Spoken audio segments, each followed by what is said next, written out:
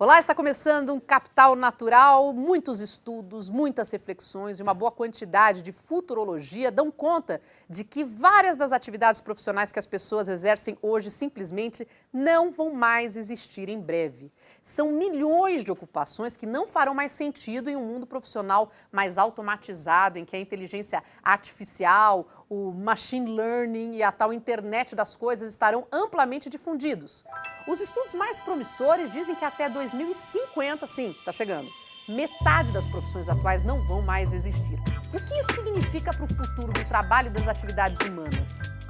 Como nos adaptar no nível individual, coletivo, governamental? Quais os desafios e as oportunidades que essa grande mudança traz? No programa Capital Natural de hoje, nós vamos conversar sobre o futuro do trabalho com a Ana Carla Fonseca, consultora especialista em economia criativa, negócios e desenvolvimento e sócia da consultoria Garimpo de Soluções. E o Ricardo Basalha, diretor executivo do grupo Michael Page no Brasil, um dos maiores no mundo em recrutamento especializado. Inclusive, eu já vou deixar meu currículo com você, porque eu não sei se eu terei futuro como jornalista. Vamos por partes. É horrível isso que eu acabei de dizer, porque 2050 está aí, ainda vou estar muito jovem, a gente que está na fase dos 30, né? A gente está aqui tudo nos 30, não é verdade?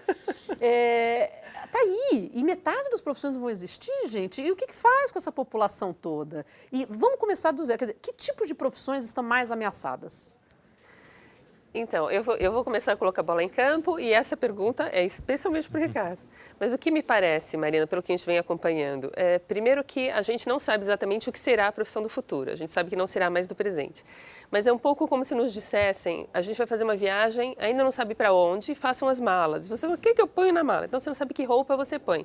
Mas você põe sua escova de dentes, você põe sua pasta de dentes, existem algumas ferramentas que você vai colocar ali que vão servir para qualquer coisa. E essas são as tais habilidades do futuro, coisas que você vai desenvolvendo para profissões que talvez ainda estejam se formando, que nem tenham ainda nome, de modo que você vai conseguir se preparar para esse futuro tão incerto a partir do momento em que o presente não vai mais para essa viagem. Agora, o que são essas profissões? O Ricardo conta pra gente. Vai, Ricardo. Sabe que esse é um grande desafio, né? Sem dúvida nenhuma, como você identificar as profissões que vão deixar de existir. Mas talvez a reflexão que eu sempre peço para que as pessoas façam é, se você não quer ser substituído por um robô, a primeira análise que você precisa fazer é, você está agindo como um robô no trabalho? Olha! Porque o dia a dia faz com que o profissional que vai ter futuro é o profissional com protagonismo, é o profissional que faz a diferença. As profissões com atividade repetitiva certamente terão aí um desafio de continuar a existir, mas algo que eu digo, o que deixa de existir são os empregos, não o trabalho. E com isso é o grande desafio do profissional, como se preparar para algo que não existe. Então a única constante que ele vai ter daqui para frente é como continuar aprendendo para que ele consiga se adaptar o mais rápido possível ao que vem aí pela frente. Não, isso é muito amplo, a gente tem que esmiuçar muito isso, porque assim, existem profissões que já estão fadadas ao término, né? Então a gente, por exemplo, na própria televisão, a gente tem uma mudança de tecnologia. Antes você tinha o uso de fitas, se você, né, todo mundo tinha fita cassete em casa, aquela coisa toda, se usava fitas. Hoje é um outro sistema que é digital e aquela coisa toda. Então a pessoa que tinha que mexer com a fita não existe mais, são outras tecnologias. A pessoa ou se aprimorou, fez um curso para conseguir pegar isso, ou sumiu no mercado. Você pode citar para a gente, Ricardo, algumas áreas mais em perigo, não? Ou todas as áreas de alguma forma estão sendo afetadas? Eu acho que nenhuma área ela tem uma segurança, todas as áreas estão em plena evolução, mas certamente existem áreas, como a gente comentou, com um perfil ainda de um trabalho muito repetitivo, talvez como de auditores, profissões ligadas ao call center, profissões ligadas realmente a um trabalho que você tem uma rotina e talvez muito pouco de você conseguir mudar essa rotina vão ser profissões mais afetadas. Ô, Ana, quando a gente fala de clusters criativos, assim, eles vêm sendo fomentados, aparecendo em vários pontos do mundo, e eu queria que você trouxesse um pouco disso para como isso pode nos ajudar a conseguir estar vivo no mercado de trabalho.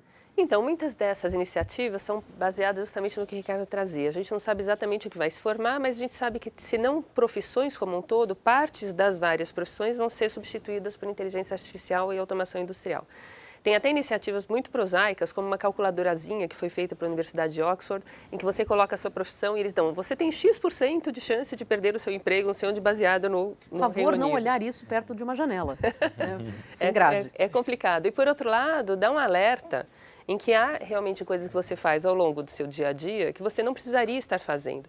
E que bom se você não precisar estar fazendo, porque você pode se liberar para outras coisas. Então, com base nisso, existem diferentes iniciativas em cantos tão distintos do mundo como Dubai e Buenos Aires, que vêm tentando trabalhar essa dinâmica nos seus países ou cidades. Então, Dubai, por exemplo, ano passado se tornou o primeiro país do mundo a ter um Ministério da Inteligência Artificial. Ah, é?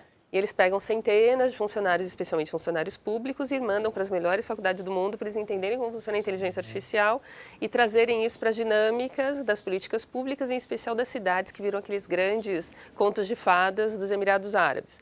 Você pega, por exemplo, Buenos Aires, outro contexto muito mais próximo ao nosso, eles não só têm os distritos criativos, que são baseados em profissões que se valem mais de criatividade, valor agregado, de inovação, mas eles têm uma série de programas para empreendedores baseados nas tais habilidades do futuro. Então, vem aqui fazer um workshop de fim de semana sobre inteligência emocional, sobre análise sistêmica, sobre raciocínio crítico. E quando isso não sai do governo, como é o caso desses dois exemplos, você tem iniciativas que são muito singelas e muito simpáticas, como um menino em Bangalore, que tem uma startup que a gente descobriu outro dia, achou o máximo, chamada Kidovators. Tem 30 anos, moleque. E ele chegou à conclusão de que essas Olimpíadas de Física, Química, Matemática são o máximo, mas que a gente precisa de uma Olimpíada de raciocínio crítico, que é o que menos tem. Gente! E lançou no mundo a tal da oficina de raciocínio crítico. A gente vai trazê-lo para cá, porque quer entender como é que funciona isso. Porque é uma das habilidades que mais faltam justamente nessa troca de profissões. A gente estava falando aqui antes do início do programa e o Ricardo chamou a atenção para uma coisa interessante. Você pode ser contratado para o emprego pelas suas habilidades técnicas, pela sua formação, mas não é o que te mantém no emprego, não é, Ricardo? Exatamente. A última pesquisa nos mostrou que 91% dos profissionais são contratados por questões técnicas e depois demitidos por questões comportamentais. Ou seja, ao longo do processo seletivo, você avalia se a pessoa tem o conhecimento necessário, as certificações necessárias, a formação adequada, se ele passou pelos projetos necessários. E depois você acaba demitindo ele porque ele não sabe trabalhar em equipe, porque ele não tem atitude, porque ele não está tendo o comportamento que você espera. Então, como a gente costuma dizer, hoje o que mais mata os empregos ainda não é a inteligência artificial, continua sendo a inteligência emocional. Bom, então vamos voltar para uma análise interior. O que a gente faz? Em várias etapas. Porque a gente tem o pessoal que já está aposentando e que vive uma situação muito complicada, porque já não tem um espaço para trabalhar. A gente tem nós, jovens adultos, que já temos uma carreira consolidada e estamos no meio do caminho, e sendo, assim, assombrados por essa molecada de 20 e poucos anos que chega com uma outra força de trabalho, com uma outra mentalidade. Para cada um, a gente consegue falar um pouquinho o que dá para fazer cada um aí? Assim, difícil? Acho que talvez antes da gente falar de solução, vamos aumentar o problema. Ixi. Porque hoje, com a evolução da tecnologia na área da saúde, é muito claro que o ser humano tende a ter uma vida útil de pelo menos 100 anos. Com isso, ele tende a ter pelo menos 5 a 6 carreiras ao longo da vida. Porque até então, o conceito que a gente tinha de carreira, a profissional se aposentando perto dos 50 anos de idade, estava muito ligado à força física que era exigida na maior parte das profissões. Agora, à medida que a maior parte do trabalho vai indo para uma linha mais intelectualizada, e você com isso consegue também, com o avanço da saúde, aumentar a vida dos profissionais, você vai ter profissionais que vão ter que aprender a desaprender. E esse talvez seja o grande desafio, como é que a gente aprende a desaprender. E isso hoje é a mesma coisa quando a gente fala para alguém, desenha uma casa ou pensa numa casa. A nossa raiz já vai pensar, na maior parte das pessoas, desenhando o telhado, depois a casinha. Então, isso é muito difícil. Como é que a gente faz para pensar diferente, né? É como eu lhe perguntar, como é que vai ser a sua carreira daqui a 10 anos? A maior parte das pessoas, o que ela faz? Ela pensa no hoje e projeta 10 anos para frente. Sim. Eu vou ser promovido, eu vou crescer, eu vou ter mais responsabilidades. Mas espera aí, será que é isso? Será que não é justamente o contrário? Não, deixa eu pensar numa nova carreira e daqui agora pensar em 10 anos como eu me preparo para essa nova carreira. Então, o desaprender o que existe hoje talvez seja o grande desafio do ser humano. Pera, não muda, fica nessa vibe, porque eu preciso fazer uma rápida pausa do Capital Natural, mas é muito rápido, a gente já volta. Fica aqui que a gente vai continuar nessa linha.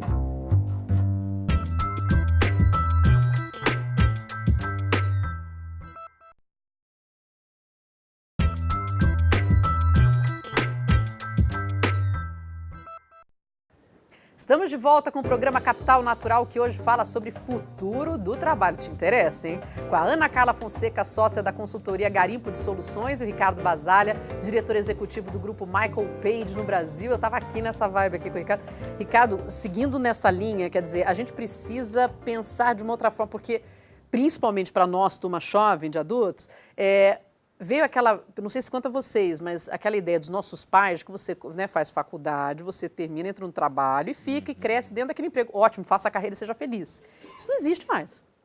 O link entre vá à faculdade, se forme, arrume um bom emprego e se aposente nele, ele completamente foi quebrado. Se foi.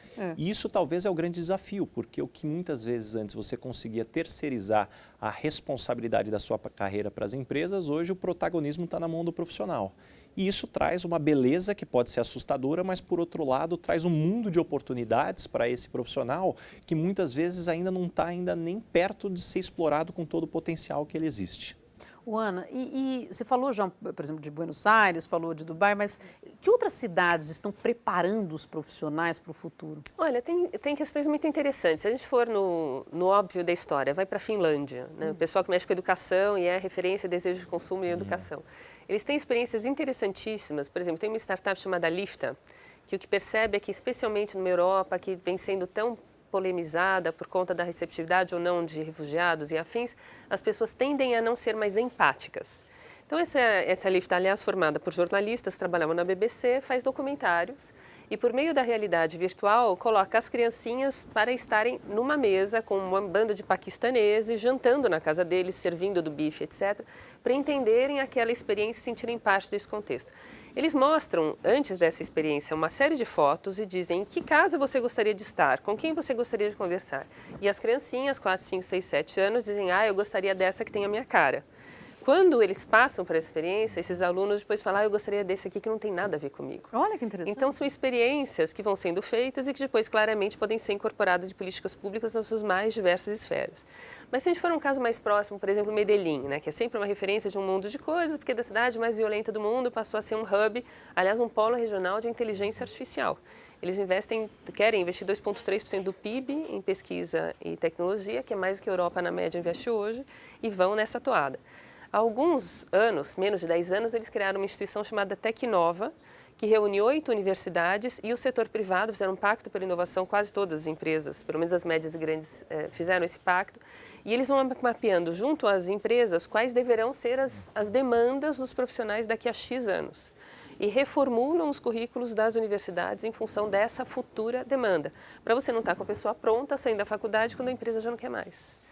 Então, porque de repente você está nessa, né? Quer dizer, você precisa ter um pensamento, como você falou, Ricardo, olhando, tá, eu estou aqui hoje, é isso que eu faço hoje, para onde estão caminhando, como eu devo me preparar para isso. Mas isso demanda um conhecimento, uma autoanálise, não uma autoanálise, uma análise de mercado e para onde eu quero ir, porque talvez eu ame o que eu faço, mas queria muito continuar fazendo isso, mas para onde está indo a minha área? E eu não sei muito bem o que dizer para quem nos assiste, e já vou pegando dicas para mim mesmo, de como que a gente pode enxergar disso de uma forma melhor, quer dizer, qual que é a saída para a pessoa fazer esse tipo de consideração e enxergar o futuro? Não sou futurologista. Acho que o primeiro passo é ele conseguir olhar para fora da realidade dele. A maior parte dos profissionais hoje, até pelo momento que o Brasil vive, estão se sentindo pressionados, trabalhando muito mais do que trabalhavam e sem tempo, inclusive, para cuidar de si. Sim.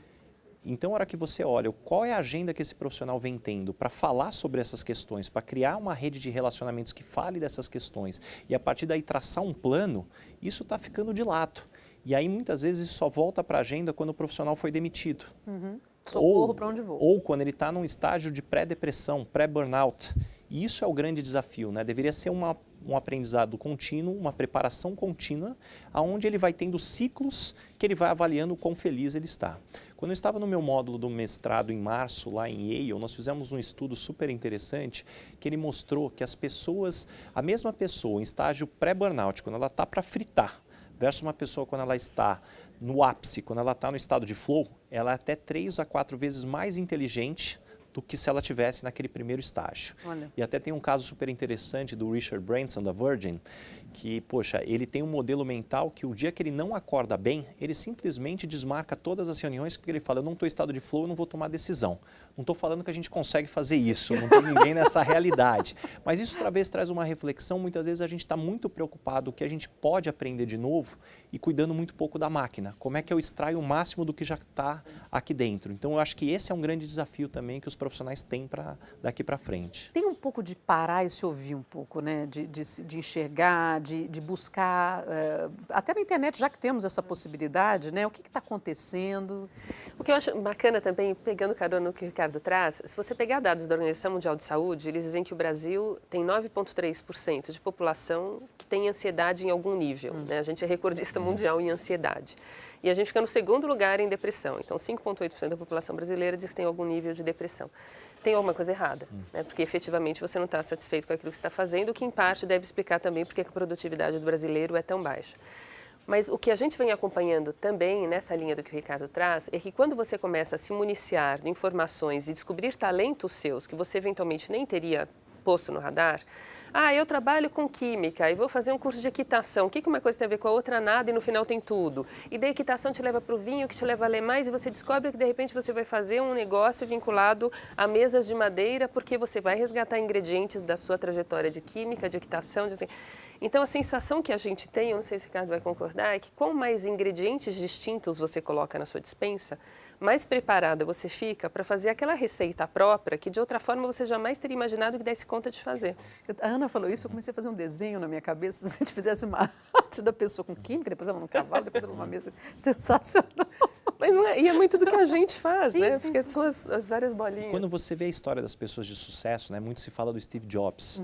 Então, a hora que você vê, poxa, depois que ele criou a Apple, a evolução dos produtos, parece que tudo se ligou, né? Porque, poxa, ele fez o curso de caligrafia quando era novo, foi passar uma temporada na Índia, fez curso de design, aí você olha, poxa, é tudo que ele precisava para realmente desenvolver os produtos. Mas eu tenho certeza que quando ele fazia todos esses cursos, ele não conseguia ainda ligar os pontos. Sim. Então, eu concordo muito com a Ana que o grande ponto é como é que você aumenta a sua caixa de ferramentas. Olha aí. Até porque tem aquele velho ditado, quem só tem martelo acha que todo problema é prego.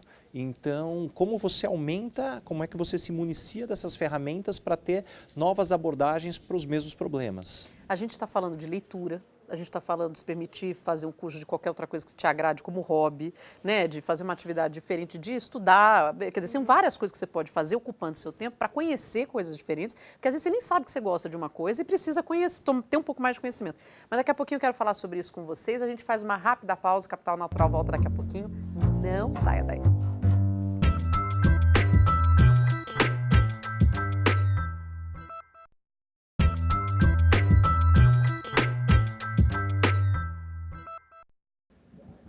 Estamos de volta com o Capital Natural, que hoje fala sobre o futuro do trabalho, com a Ana Carla Fonseca, sócia da consultoria Garimpo de Soluções, o Ricardo Basalha, diretor executivo do grupo Michael Page no Brasil. Começando, Ana, esse bloco eu queria perguntar para você sobre Brasil, né? A gente está no ano eleitoral e até parece que há uma preocupação com como estruturar a população para o futuro. Educação passa ao largo. Fala-se de educação como se fosse uma coisa tão fácil de resolver, e é só passar um pouquinho mais de dinheiro para essa pasta e tá longe, não é isso. Mas, de repente, tem iniciativas interessantes ou regiões que podem estar se preocupando com isso. Você tem boas notícias, não? Então, quando a gente... Você franziu a testa, né? Para que lado eu olhei? Quando a gente pega os programas, a sensação com a qual eu fico, não sei se o Ricardo vai concordar, é que existem algumas boas sugestões, inclusive, mas todas elas pensando numa caixinha. E o que a gente precisa para resolver a complexidade de um tema como esse é trabalhar entre as caixinhas. Então, como é que eu vou mexer? Muitos falam em economia criativa, especialmente no governo do Estado. Ok, ótimo, mas como isso se une à educação, como a educação vai se unir a relações internacionais? Então, não dá para pensar em verticais, né? Ainda que sejam boas intenções, dá para pensar em verticais. O que me parece, porém, é que a gente, para dar um pouco mais de alento à resposta, a gente vem lidando com experiências práticas do dia a dia que, apesar de singelas, são muito interessantes. Você pega, por exemplo, Santa Rita do Sapucaí, lá no sul de Minas. Tinha uma Sinhá Moreira que na década de 50, se não me engano, foi casada com um diplomata que foi representando a Embaixada do Brasil no Japão, percebeu o que era toda a história da eletrônica, voltou para o Brasil, amiga de Juscelino e tal, resolve fazer a primeira escola técnica federal do Brasil em eletrônica. Todo mundo achando que ela era absolutamente maluca. Hoje você vai a Santa Rita, eles têm um polo de eletrônica, tem faculdade de eletrônica, tem um monte de questões, a urna eletrônica foi inventada lá, e tem toda uma série de discussões que são tidas numa cidade que se move em cima de inteligência, né? Uma cidade minúscula no sul de Minas. Então, acho que a gente vai bebendo de experiências que, apesar dos pesares, vêm se mostrando exitosas e que podem ser boas sinalizadoras para quem vier a ser eleito no Brasil ou nos vários estados, né? Ufa, não foi assim muito, né? Ricardo, mitos e verdades sobre essas profissões do futuro. A gente vai ser substituído. Você falou, é robô, veja se você está trabalhando como robô. Mas é isso, a mente humana está sendo deixada de lado, a parte nossa, temos que ser mais robóticos. Antes de responder essa pergunta, só pegando uma carona na pergunta anterior, algo que eu vejo que falta na maior parte dos programas é que me parece que as lideranças e os políticos estão muito preocupados em proteger os empregos e pouco preocupados em proteger os empregados. Em como manter esse crescimento, né, de inteligência, esse crescimento de habilidades. E aí sobre mitos e verdades, eu particularmente não acredito que as máquinas vão acabar com os empregos. O que eu vejo é que existe uma evolução e o grande desafio também é que antes de vir os empregos novos, você acaba com os empregos antigos. Então tem um hiato aqui que a gente não pode subestimar o potencial de impacto que ele traz. Então acho que esse é o primeiro ponto. E o segundo é que talvez acabar com essa preocupação, poxa, como é que eu posso competir com as máquinas? A grande verdade é que o que as máquinas são capazes de fazer, o ser humano dificilmente vai conseguir fazer melhor. O grande desafio é entender o que os seres humanos são melhores do que as máquinas, potencializar isso, porque eu acredito muito que o futuro vai trazer esse profissional híbrido, ele entender o que a máquina é capaz de fazer e o que ele traz com o componente humano. E isso não está muito distante do que é o nosso dia a dia. Quando você olha hoje, pouquíssimas profissões, o profissional ele tem o dia a dia dele sem usar ou um celular, ou um computador, ou um automóvel, ele tem algum componente tecnológico comparado ao que não existia há 100 anos. Então é uma evolução que vem para potencializar o que o ser humano é capaz de produzir. Eu fico pensando nessa geração que chega já multifacetada, sem esse apego a essa carreira mais colaborativa, que ela tem muito mais oportunidade de adaptação. Eu volto a insistir nessa questão da gente, que é um pouco mais velho, ter essa dificuldade de adaptação. E aí, como é que a gente consegue fazer essa transição? Mas eu não vou ficar batendo nessa tecla, porque a gente não vai conseguir sair disso, né? Não tem muita alternativa. Posso dar um palpite? A gente que está no meio do caminho, para que lado vai? Se a gente atentar no dia a dia, a gente acaba delegando à inteligência artificial muitas das nossas habilidades, para falar dessas habilidades. O Waze pensa por mim. Exatamente. E dentre outras coisas das quais você vai delegando o seu dia a dia. Então, se a gente não parar para pensar nisso, em quem está pensando por nós e não como a gente está utilizando a inteligência artificial a favor da expansão das nossas habilidades, a gente não vai sair disso. E a gente efetivamente vai virar commodity barata de mão de obra desqualificada. Mas a gente não tem que fazer uma alteração na própria forma de educação nas escolas, de pensamento, porque a gente está realmente incentivando o pensamento crítico, o pensamento criativo. A gente tem algumas escolas que estão focadas nisso, a gente tem lá um polo aqui, um polo ali, um polo acolá, mas isso não é uma política de desenvolvimento, não. Está aí um Muito gap pouco. nosso. O que eu noto é que o grande desafio é que hoje a maior parte dos jovens vem escolhendo o curso, a graduação ou mesmo um curso técnico preocupados com o primeiro emprego, dado a realidade que a gente tem aqui no país. E a grande verdade é que eu conheço pouquíssimos profissionais que sabiam exatamente o que iam fazer como carreira aos 17, aos 18 anos ou aos 15, quando você vai fazer um curso técnico. Eu costumo dizer que no passado você planejava a sua carreira como aquele GPS antigo Garmin. Sim. Não importa o que acontecesse, o caminho era aquele. Ponto. Hoje está muito mais para o Waze. Você vai ouvir um recalculando algumas vezes ao longo da sua carreira e você tem que descobrir.